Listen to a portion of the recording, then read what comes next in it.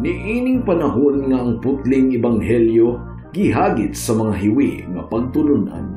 Kinahanglan mo barog ang mga tinunan ni Kristo sa pagpakigbisog sa paglaban sa pagtuo nga makausa ug alang sa tanang panahon gihatag sa Dios ngadto sa iyang katawhan. Maoy hinungdan nga namugna kining tulumanon ang putling ebanghelyo. 30 minutos nga pagsabwag sa tinuod nga ebanghelyo kauban ni Pastor Jeremias Hangad.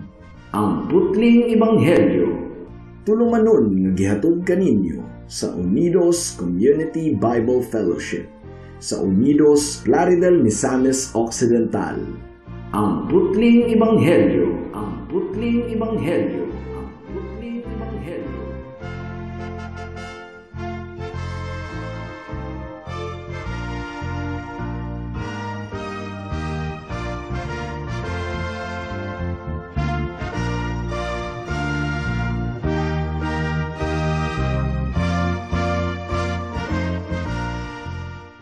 Alang sa pagpabalandong sa pulong sa Ginoo atong ablihan ang atong Biblia sa Mark chapter 6 verse 3 hangtod sa 5.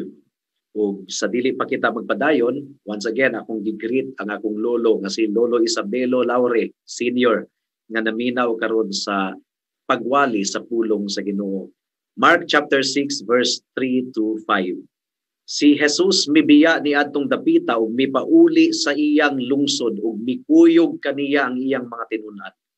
Nianang adlawng igpapahulay, miadto siya sa sinagoga ug nagtudlo sa mga tawo. Daghan ang mga tawo didto sa ilang pagkadungog kaniya nahibulong silang tanan. Busa nangutana sila, diin man niya hikat-uni kining tanan, unsa mang matanga sa kaalam kining nabatunan niya. Ug giunsa man niya paghimog mga milagro, dili ba siya maumanang panday nga anak ni Maria ug igsuon nila ni Santiago, ni Jose, ni Judas ug ni Simon? Dili ba ang iyang mga igsuong babayi ania man dinhin nagpuyo? Tungod niini wala mutahod kaniyang mga tawo ug miingon si Jesus kanila, ang propeta gitahod sa tanang dapit, gawas lang sa iyang kaugalingong lungsod, mga kadugo ug banay. Wala siya maghimog milagro didto gawas sa paghikap ni adtong pipila ka masakiton ug sa pag-ayo kanila natingala siya sa pagkawala nilay pagtuo. May the Lord bless the reading and hearing of His word. Now at some point mga kaigsuunan, mibiya si Kristo didto sa Capernaum ug miadto sa iyang hometown sa Nazareth. Ug sa adlawng ipapahulay, naanad ng mga Hudiyo nga muadto sa pinakaduol nga sinagoga. Ug niini nga particular nga adlaw nga igpapahulay misulod si Kristo sa sinagoga ug nagsugod sa pagtudlo. And every time nga si Kristo magtudlo mga kaigsunan, nahibulong gayod ang mga katawhan, matingala gayod ug baga kayong mga panon sa katawhan ang miduol kaniya aron mamati sa iyang pagtulunan. And once again, niining dapita sa Nazareth nga hometown ni Jesus. Nahibulong usab ang mga katawhan. Ang ilang pangutana, asa man kining tawhana gikan niining mga butanga? Ug diin gikan ang kaalam nga iyang nabatunan? Ug diin gikan ang milagro nga gibuhat sa iyang mga kamot? Now, only this time mga kaigsunan, kini nga kahibulong sa mga katawhan lahi kaysa kahibulong sa mga katawhan sa ubang dapit. Gumikan kay ang kahibulong nila imbis nga mutuog musalig sila kang Kristo, napugnan gumikan sa ilang pamilyaridad na kaayo kang Kristo. Hometown kadto ni Kristo. Nailhan nila si Kristo, panday si Kristo. Nailhan nila ang mga half brothers and half sisters of Jesus Christ. Basin gani og mipanday si Kristo sa ilang mga balay before pa si Kristo mibarog aron sa pagwali sa pulong sa Ginoo. Mo ginigingon sa bersikulo 3, dili ba siya mauman ang panday nga anak ni Maria ug igsuon nila ni Santiago, ni Jose, ni Judas ug ni Simon? Dili ba ang iyang mga igsuong babayi ania man dinhi magpuyo? Tungod niini wala mutahod kaniya ang mga tawo. Kaila sila ni Kristo, and because of their knowledge of the Lord Jesus Christ, Wala sila mutahod kang Kristo. Nganong mutahod man sila sa ilang kababayan? Hometown boy. Nya, gapaluma-luma og wali with authority. How could they bow before this one they knew so well? Ang kaning expression nga familiarity breeds contempt. Warning kini mga kaigsuunan. And last time, atong gi-examine kini nga passage as it relates to unholy familiarity with God. Ang kasabot ni ini, pamilyar na kayo kita sa gibuhat sa Ginoo kanato sa matag adlaw na ordinaryo na lang ang atong treatment sa kaayo sa Dios. Ang hangin nga atong giginhawa, murag ordinaryo na lang kayo, di na ta makapasalamat. Nag-drive ta sa motor or naglakaw kita kada adlaw, walay daotang nahitabo kanato, murag ordinaryo na lang. Wala kita makapasalamat, dili ta magpasalamat. So atong gipakagamay na lang, gumikan kay pamilyar na kaayo kita sa gibuhat sa Dios nga kaayo kanato sa matag adlaw. Giayo kita niya sa atong balatian sa daghang mga kahigayunan, pero murag wala lang. Dili ta nagpasalamat sa Ginoo. That's unholy familiarity. Ug angay kanang hinulsulan mga kaigsuunan. Now, ningtak na sa kahaponon atong i-address kini nga topic sa usa pa ka pamilyaridad nga kinahanglan natong ibalibag mga kaigsuunan. Kining pamilyaridad sa awtoridad nga mga tawo nga gibutang sa Ginoo ibabaw kanato. For example, ang mga propeta gipadala sa Ginoo aron mo ministeryo sa kalag sa mga katawhan. Ang mga pastors gipadala sa Ginoo aron mo ministeryo sa kalag sa mga katawhan. Apan kung familiar na kaayo sila sa pastor o sa mga propeta, na mao kini ang mag-aghat kanila nga dili na nila tahuron kanang maong magwalali sa pulong sa Ginoo. Mao kini nahitabo sa nasod sa Israel. Matthew chapter 23 verse 34 ang giingon diri. Busa sultihan ko kamo, padad-an ko kamo mga propeta ug mga maalamon ug mga magtutudlo.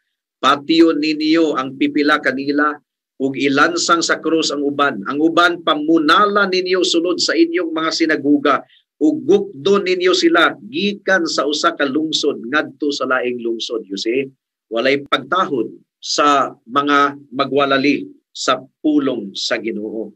Ug mo kini nahitabo sa giingon ni Esteban sa Buhat kapitulo 7 bersikulo 52, gi-expose niya ang pagkawalay pagtahod sa mga katawhan sa Israel, sa mga propeta sa atong buhi nga Dios.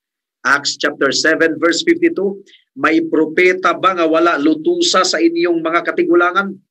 Gipatay nila ang mga sinugo sa Dios nga kaniadto nagpahibalo sa pag-anhi sa iyang matarong nga sulugon ug inyo siyang gibudhian ug gipatay. Ug mo kini ang problema sa mga katawhan, mga kaigsuunan hangtod karon. Walay pagtahod sa mga nangabudlay alang sa pagwali sa pulong sa Dios. Gikaminusan ang mga magwalali sa pulong sa Ginoo. Dunay tulo ka bahin ang atong pamalandong ningtakna sa kahaponon. Una, ang kinaiyahan sa awtoridad. Unsa may pasabot ni ining awtoridad? God is the author of human authority. Kaduhang bahin, peligro ang daotang pamilyaridad nga matang sa pagtagad sa mga sulugoon sa Dios.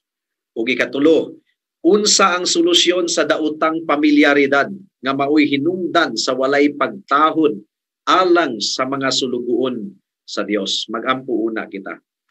O dear Heavenly Father, nagtuo kami o Dios nga walay aksidente sa imong atubangan ug dili usab aksidente nga kini maong topic namo ning takna sa kahaponon gumikan kay among giganid ang pagtuon sa Ebanghelyo sumala ni Marcos. Tabangi kami nga among makita ang imong mensahe ning takna sa kahaponon. In Jesus name we pray. Amen. Ang kinaiyahan sa awtoridad. Unsa ang kahulugan sa awtoridad, mga kaigsuunan? What do you mean by authority? The most basic definition of authority, mga kaigsuunan, is the power one has to demand obedience. Mao kina ang authority. Ang gahom nga anaa sa usa ka tawo aron mo mando sa ubang tawo. It is the right to command. Ang awtoridad, mga kaigsuunan, issue gayud kini sukad pa kaniadto. Gitugutan bata sa Ginoo nga buhato nato ang tanan natong gusto ug walay mobadlong kanato? Yes or no? The answer is no. Pero daghan kayong mga tawo nga musalikway sa awtoridad nga gi-establish sa Ginoo alang kanato. Daghan kayong mga tawo nga moingon nga I have the right to do whatever I want. I am self-determined. Mao kini ang attitude sa mga Israelita sa Book of Judges. Take note, Judges chapter 21 verse 25. Ang giingon diri, walay hari sa Israel niadtong panahona, ang tagsa-tagsa nagbuhat sumala sa iyang gusto. Ang kamatuoran mga kaigsuunan, nanginahanglan kita og awtoridad, nanginahanglan kita og direksyon, gumikan kay gahi ang atong mga ulo.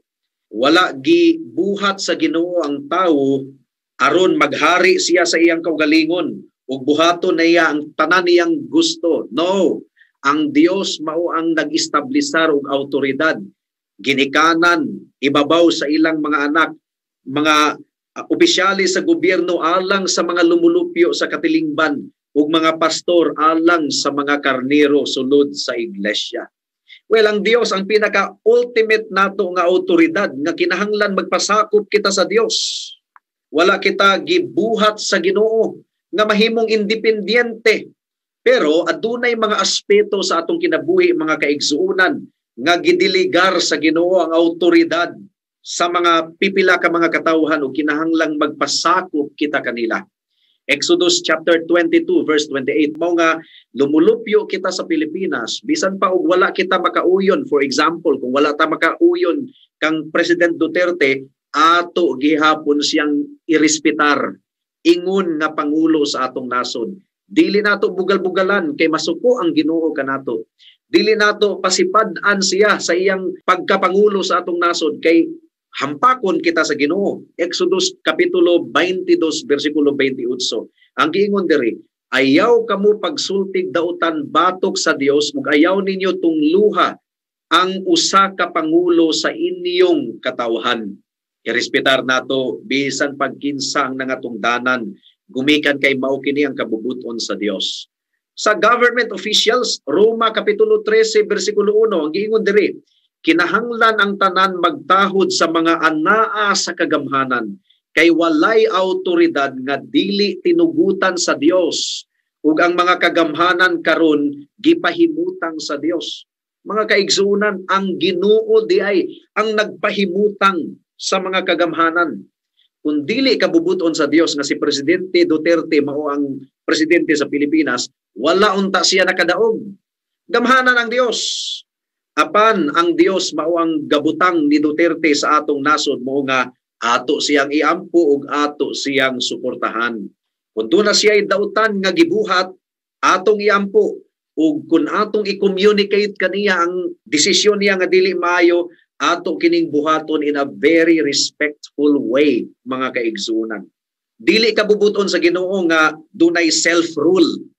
Kita mo'y mangulo sa atong kaugalingon, walay bubadlong kanato. No, that's not God's way mga kaigsunan.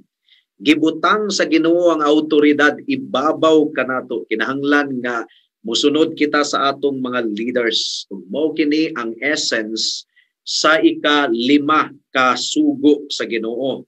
Children, honor your father and mother, so that you will live longer in the land that I am giving you.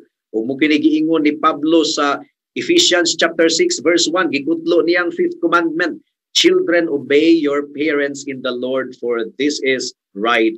Kinahanglang sundo nato ang mga awtoridad, ibabaw ka nato, gumikan kay ang Dios mao ang nagsugo niini. Kung atong i-reject ang awtoridad sa panggobyerno, sa atong amo, sa mga employers, presidente, or kinsa pang mga ginikanan, kung atong i-reject ang ilang awtoridad, sama ra nga atong gi-reject ang awtoridad sa atong buhi nga Dios. Gumikan kay ang Ginoo mao ang nagsugo niini. Ang mga anak mutahod sa mga ginikanan. Ang mga asawa mutahod sa ilang bana o magpasakop sa ilang bana. Ang mga lumulupyo kinahanglang mutahod sa mga opisyalis sa gobyerno. Ug ang mga employees kinahanglang mutahod sa ilang mga amo, mga employers, ug ang mga miyembro sa iglesia kinahanglang mutahod ug morespetar sa ilang mga pastor bisan pagduna kini mga kahuyangon. Unsa man ang proper application sa autoridad, mga kaigsuonan, kinahanglang atong gwardyahan ang atong kasing-kasing. Gumikan kay ang mga taga-Korinto, sumala sa sulat ni Pablo, nasubrahan rapud kaayo ang ilang pagtahod sa mga tawo nga autoridad nga nakalimot na sila og tahod sa Ginoo. Bisan pa og alkontra na sa Ginoo ang desisyon sa mga tawo, mura og nasubrahan ang ilang pagpasakop sa mga tawo, unya ilang naligsan ang autoridad sa Dios. Kinahanglang ibalanse kini. Ang mga titulo, mga kaigsuonan, maayo kining butang. Kay nag-remind ka nato kini sa posisyon sa mga naa sa autoridad. Mao nga ang mga ginikanan atong tawagon sa insaktong pagtawag, tatay, nanay, mama, papa, dili nato sila tawagon sa ilang first name. Wala kanay pagtakod. Ang mga maestro sa eskwelahan atong tawagong ma'am ug sir. Ang mga naa sa kagamhanan atong tawagon og mayor, president, vice president, senator. Ang mga military leaders atong i-address sumala sa ilang ranggo. Ug ang mga pastor atong tawagon sumala sa ilang titulo isip pastor nga nagdumala sa iglesia sa atong buhi nga Dios. So mo katoy unang punto, ang autoridad nga kinahanglan natong masabtan sugo sa Ginoo nga magpasakop kita sa human authority. Pero kung ang human authority musupak sa kabubuton sa Ginoo, ang Dios mao ang atong tahuron, mga kaigsuonan. Pero kung ang human authority dili supak sa kabubuton sa Ginoo, gibutang sila sa Ginoo sa panggamhanan, kinahanglan nato silang tahuron o kinahanglan nato silang irespetar bisan pa og wala ta nakauyon sa ilang timpla. Kung sila ang naa sa katungdanan, obligado kita nga morespetar kanila ug mutahod kanila. Ikaduha, peligro ang daotang pamilyaridad sa matang sa pagtagad sa mga sunugoon sa Dios. Mao kini ang danger nga atong tan-awon ng mga leaders nga pamilyar na kaayo kita, nawad-an na ang atong pagtahod kanila, nawala na. Si Aaron ug si Miriam, mga igsuon kadto ni Moses, in fact mga magulang. Pero unsaon man nga si Moses mangyud mo'y gibutang sa Ginoo nga leader. Unya kaya ang mga magulang ni Moses nga si Aaron ug si Miriam murag familiar na kayo kang Moses. Misukol sila ni Moses. Ang giingon dire, si Miriam ug si Aaron misulti bato kang Moises tungod sa babayi nga taga-Kusi na iyang gipangasawa. Sila miingon, si Moses ba lamang ang gipakigsultihan sa Ginoo? Dili ba nakigsulti man usab siya kanato? Ug nabati kini ni Yahweh. So si Aaron ug si Miriam, familiar na kaayo sila ni Moses nga ilang manghod. Gikugo si Moses ni Miriam ni adtong puya pa siya. Nakaila sila sa weakness ni Moses ug kahuyangon ni Moses. Una-una tingali nila nga nung musunod man ta ni Moses. After all, propeta man pud kita. Pero ang giingon sa bersikulo 2, mga kaigsuonan, ug nabati kini ni Yahweh. Nalipay ba si Yahweh? Wala. Ug abtik kaayo ang desisyon sa atong buhi nga Dios. Ang giingon sa bersikulo 4, sakalit lamang ang Ginoo miingon kang Moises, kang Aaron ug kang Miriam, gawas kamong tulo ngadto sa tulda nga tagbuanan, ug migawas silang tulo. Si Miriam ug si Aaron misupa kang Moses nga gitawag sa Ginoo ingon nga leader, o gihukman sa Ginoo si Miriam ug nahimo siyang sanglahon automatic. Na-realize ni Aaron nga dako kaayo ang iyang sala, mao nga miampo siya ug nangayo og pakiluoy.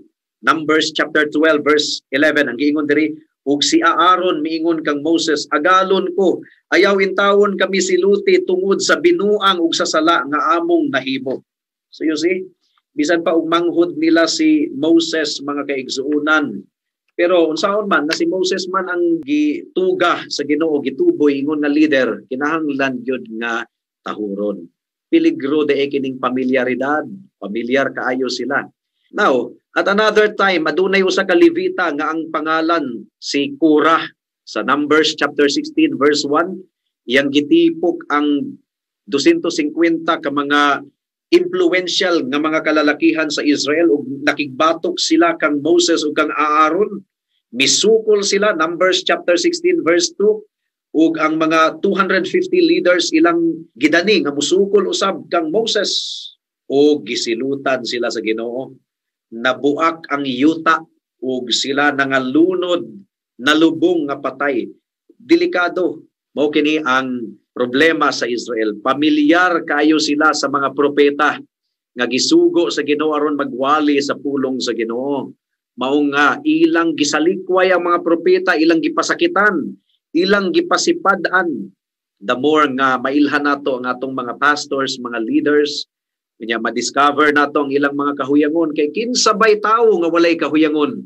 Tanan dunay kahuyangon. Pero dili ka na lisensya nga dili nato sila tahuron. Iampo nato sila sa ilang mga kahuyangon.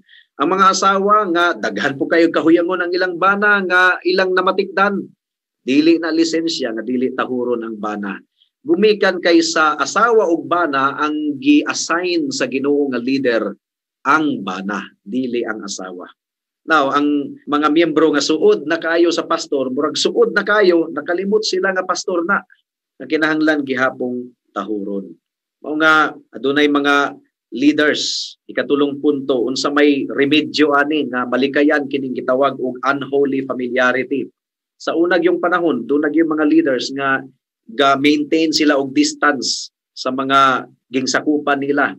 Dili pud kana maayo kay ang mga Egyptian kings, mga Roman kings, ginaisip na nga Dios kay dunay distance between the president and the citizens of the society. So dunay superstition nga na mugna nga ilang giisip ang ilang mga pangulo ingon nga Dios, mga Dios. Nagampo na sila sa ilang mga hari, gumikan sa distance kayo. Ug doon na po yung mga pastor nga distant kayo sa ilang kaugalingon sa mga members para ma-maintain ang respect. Well, there is practical wisdom in that. But that is not the best solution, mga kaigsunan. That's not the best solution. Ang pinaka-solusyon yun, aron ang respetar sa mga miyembro ug mga pastor or respect sa mga miyembro ngadto sa mga pastor magpadayon, kining ang mga pastor, now nakigistorya ang pulong sa Ginoo sa mga pastor karon, kinahanglan nga mo lead sila by example. Ilang kanunay hunahunaon ang dignidad sa ilang katungdanan ug kinahanglang mamuno sila by example. Kay kung maayo kayo silang ihemplo sa mga miyembro sa iglesia, nakita gayud sa ilang kinabuhi ang ilang pagka-Dios noon, bisan pa og suod sila sa ilang mga miyembro, suod jud kayo, duna gihapoy respetar nga nagpabilin. Gumikan kay maayo ang ilang ihemplo sa ilang mga members. Mo kini gipakita ni Pablo sa mga Kristohanon dito sa Thessalonica. 2 Thessalonians chapter 3 verse 7 to 9. Ang giingon diri, kay nahibaluan ninyo nga angay kamong musundog kanamo. Wala kami magtinapulan sa diha pa kami uban kaninyo. Wala kami magpadulot og pagkaon nga wala namo bayri. Hinuon nagbuhat og nagbudlay kami sa adlaw gabi aron dili makahasol kang bisan kinsa kaninyo. Gihimo namo kini dili tungod kay wala kami katungod sa pagpangayog suhol, kundi aron mahimo kami ninyong sumbanan. So moday kini ang solusyon nga malikayan kining daotang pamilyaridad. Aron ang mga miyembro mutahod gayud sa mga pastors, kinahanglan maayong ihemplo ang mga pastors sa simbahan ngadto sa ilang mga miyembro. Aron ang mga ginikanan respetahan sa ilang mga anak, kinahanglan nga mamuno sila sa ilang mga anak nga maayong ihemplo, mga kaigsunan, mga ginikanan. Tinuod, maningkamot kita nga mahimo kitang suod sa atong mga anak, best friend sa atong mga anak, kay lisod po kayo, dili kita suod sa atong mga anak. Dunay problema ang atong mga anak, asa man sila mangayog tambag sa ilang mga kaedad. Na, kung palpak ka na nga tambag, kay wala biya kayo kaalam ang kanang kaedad sa atong mga anak, kinahanglan nga suod gyud ta sa atong mga anak. Aron nga kung doon na sila'y problema, gawas nun sila nga mo share sa ilang problema kanato. So maningkamot kita nga mahimo kitang suod sa atong mga anak, amigo sa atong mga anak, pero kinahanglan gayud nga ma-maintain gihapon ang dignidad ingon nga ginikanan nga dili ta basta-bastahon sa atong mga anak. Unsaon man na pagmaintenar. Kinahanglan nga makita sa atong mga anak ang atong maayong ehemplo, mga kaigsuonan. Ang duty usab sa mga members nga kinahanglan nga hinumduman ninyo nga ang mga pastors dili tawo ang nagtuboy kanila, ang Dios maong nagbutang kanila. Bisan pa sa ilang mga kahuyangon, ang Dios mao ang nagtuboy kanila ug wala katungod ingon nga membro nga mupasipala ug mubugal-bugal sa mga pastors. Hinuon ang katungdanan isip miyembro sa iglesia, ang giingon sa Hebrews 13:7. Hinumdumi ang inyong mga pangulo kaniadto nga misulti kaninyo sa mensahe sa Dios. Palandunga giunsa nila sa pagkinabuhi hangtod nga namatay sila ug sunduga ang ilang pagtuo. Ug sa mga present members sa mga kaiglesiyahanan, ang giingon sa Hebrews 13:17, klaro kaayo. Tahura ang inyong mga pangulo ug tumana ang ilang mga sugo. Kini sila walay pahulay sa pag-atiman sa inyong mga kalag, kay maghatag man sila husay sa ilang pag-alagad sa Dios. Malipay sila sa pagtuman sa ilang kabubuton kung tahuro ninyo sila. Apan kun dili masubo sila sa pag-alagad kaninyo ug kana dili makatabang kaninyo. Na kung musupak dai kita sa mga gibutang sa Ginoo nga mga pastors, dili kuno kini makaayo kanato. Hampakon kita sa Ginoo. Mubadlong gayud ang Ginoo kanato. Unang Tesalonica kapitulo 5 bersikulo 12 hangtod sa 13 ang giingon diri, mga igsuon, naghangyo kami kaninyo nga inyong tahuron ang mga naghaguuban kaninyo. Sila ang gipili sa Ginoo aron pagdumala ug pagtudlo kaninyo. Tahura sila og higugmaa pag-ayo tungod sa ilang katungdanan ug pagdinaitay kamo. So you see, klaro kayo ang sugo sa Ginoo. Busa taliwala sa kahuyangon sa mga pastors kay kinsa goy walay kahuyangon, iampo nato sila ug ato silang i-encourage ug ato silang tahuron. Ang duty sa mga miyembro, tahuron ang mga namuno kanila. Ang duty sa mga pastor, kinahanglan maayong sumbanan o maayong ihemplo. So twofold ang solusyon, mga kaigsuonan.